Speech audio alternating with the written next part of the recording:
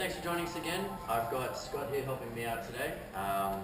We're going to go through one of the routines we've written up for an older fit individual. The routine for the resistance side consists of an upper and a lower body day.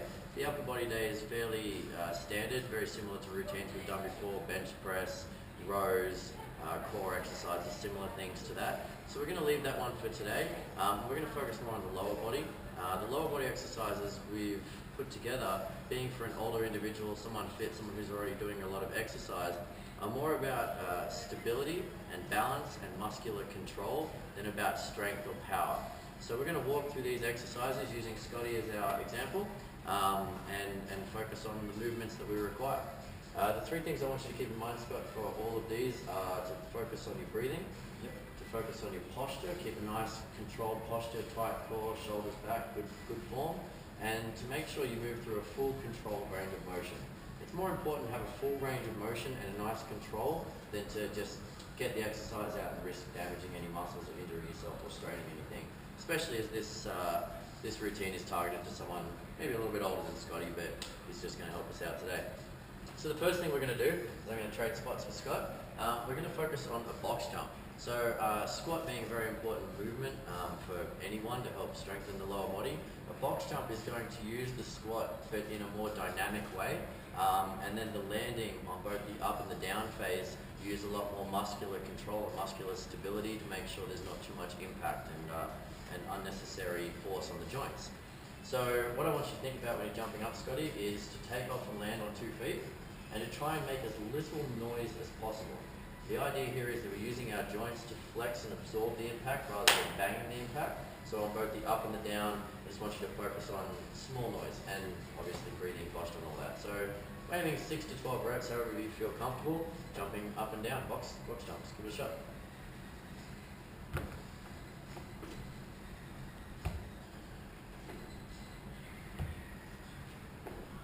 So you can see with the box jump, Scott is focusing on landing on the toes to help initially absorb that impact through the ankle joint and then flexing through the knees and the hips. You can see even with someone as sporty and young as Scott, there's still that stability. You can see the hands and the body trying to fight to keep that core and that body in a nice postural position. So it's really good to focus on that movement and to keep that core nice and tight throughout. For the most part, really nice. Scott clearly done a few things like this before. Could focus a little bit more on pulling those shoulders back, tend to look down, but that focus on the feet is a common thing when people aren't quite sure what they're doing on something that requires that bit of stability. But very nice. So for the routine, we're looking at 2 to 3 sets, 6 to 12 repetitions, allows for growth, allows for improvement, and something that can be tracked. You can also add a barbell on the back or holding a weight in front to make it more challenging. And there are many ways to increase this, but at first it's all about that technique and that form. So that's the box jump, the first movement we're going to focus on for that routine. The second one we want to have a look at, again looking at the squat, but from a more stability perspective rather than a power perspective, like with the box jump, is just a standard squat, but on a Bosu ball. Bosu ball, one of these, is half a Swiss ball, so a little bit more stable, but as we step on, it requires that stability through the ankles, the hip flexors, the knees. So as we're squatting, it's not just the power through the quads and the hamstrings, but also all of that flexibility and that core stability that is required at the same time. So I'm going to get you to focus on doing 6 to 12 squats, just standing on the Bosu ball, about shoulder width apart or wherever you feel comfortable. But first I just want you to step on up and find a position that's comfortable for your ankles. So once we've got our student, Scott, in a comfortable position, whether it's hands up or hands in front or however he feels comfortable, just going to get him to slowly focus on dropping those hips back and getting into a squat position and then pushing back up. So slow and steady is the aim here. Looking at the focus, the technique, keeping that core pulled in tight, dropping the hips back, trying to keep that head and shoulders up. This is quite a tough movement, that little flex, you can see the movement through the legs, a little bit of a shake. That's all stability. It's working those little sides, little fibers of the muscles, the hip flexors, to really focus on that, keeping the core and the body stable throughout the movement. Again, we can make this tougher by adding more weight and whatnot later on, but for now we just want to make sure that Scotty's coming up and down, focusing on his breathing. For any movement, as well as good form, we want to focus on breathing because otherwise there's no oxygenated blood flowing through the body, keeping the muscles ready and able to adapt as need be. Nice, Scotty. Good form. Excellent. So most of all squats are a great step up for someone who is doing squats but doesn't necessarily want to work on a lot of size or strength and using like a squat barbell, something like this. This works the same movements but through that stability and that flexibility. Excellent. So now moving on to a single-legged movement, something very common, a lunge. People very familiar with lunge, you coming forward on one leg. That movement of coming forward on one leg requires stability through the core and especially the obliques. But now we're also going to add in a dumbbell in each hand because that's going to play with that lateral flex across the body and really force these obliques to work a little bit harder to stabilize as we're focusing on that lunge. So we'll try these weights for Scotty and see how he goes at first.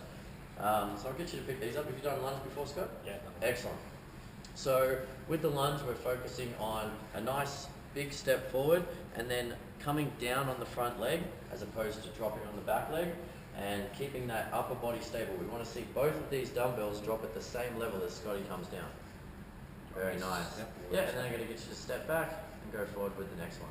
So that movement of stepping back and forward adds that stability of bringing the body forward and back and keeping those stable dumbbells at the same time.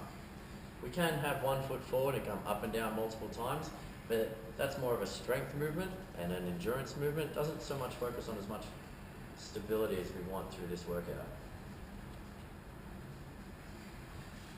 So you can see even with Scotty, each time he does it, he recenters, he thinks about his form, he gets his correct posture and thinks about a nice slow movement, and that's perfect.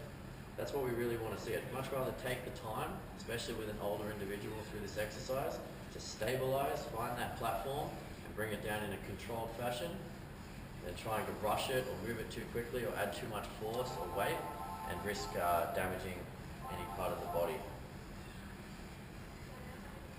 Nice. And then even putting the weights down, focusing on that correct form so as not to bend over, arch the back, put it in any unsafe position. For the next step, we're going to move over to a machine. We're going to do a leg curl and a leg extension. These are more isolation moves for the quads and the hamstrings, but very important, tends to focus, finds some inconsistencies between the quads and the hamstrings, if there are any that exist. So we're going to come over here. We've already set this up for Scott. We'll start on this one here. So I'm just going to get you to sit on this, and you're going to sit on the end here and put your feet behind this lower pad. We're going to do the leg extension first.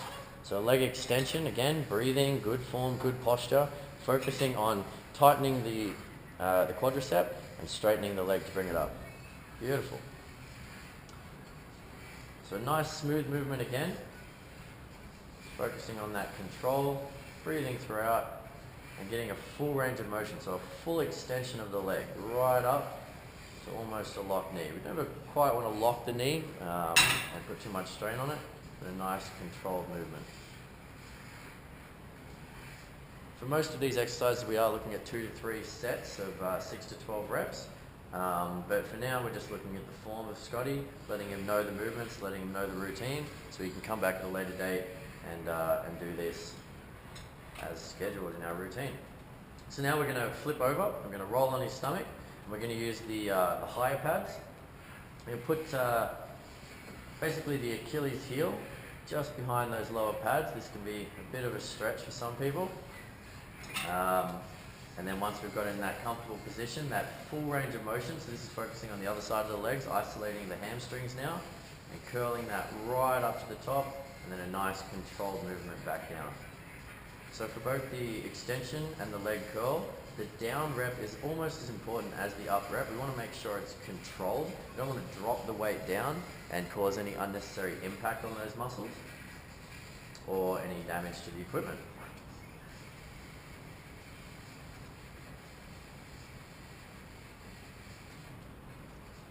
See a nice smooth curl up and then letting it down.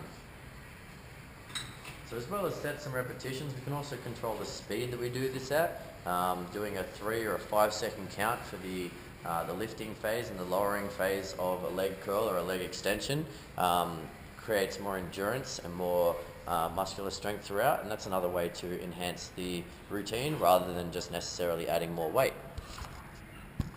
So the last exercise we're going to focus on here, a bit more of a core, a bit more stability, and this requires a partner. What I'm going to get Scotty to do is find his balance on the Bosu ball. Doesn't have to squat, just stand on it, find his balance. And I'm going to throw this medicine ball to Scotty and get him to catch it. This is going to work on stabilizing the core, the obliques, the legs, and this can, with a heavier ball or throwing it out wider, will make this more challenging, more difficult. But for now, we're just going to work on that stability and that reaction speed as well. So, when you're ready, I'm just going to throw that to Scotty, get his balance. So we can see that Scott has quite good balance and awareness, great reaction speed. So we can make this more challenging if Scotty was a little more unfit by throwing it out to the sides and working on those obliques. And that reaction, we can go high, we can go low, and that reaction to the movements creates that stability through the body. We can see how he has to adjust the legs and the core each time we move the ball. Make it even more challenging, if we wanted to move to that next level, we could have a count in, have Scotty close his eyes and work on his reaction. Count 3, 2, 1, open his eyes and see if he can catch the ball. Let's test that. I'm going to get you to close your eyes. 3, 2, 1. After 1, I'm going to throw it. I want to see if you can catch it. All right, Scotty. 3, 2, 1. Very nice. 3, 2, 1. 3, 2, 1. Excellent. So that was just an example of another way we can make that a little more challenging. Scotty, clearly a fit individual. But that's the workout. It would take 30 to 45 minutes to do the sets and the repetitions of this. Just plenty of time to fit into a standard day. Not too challenging, but with plenty of room for improvement or growth or more challenges need be. But this is our leg workout for an older, fit individual. Thank you.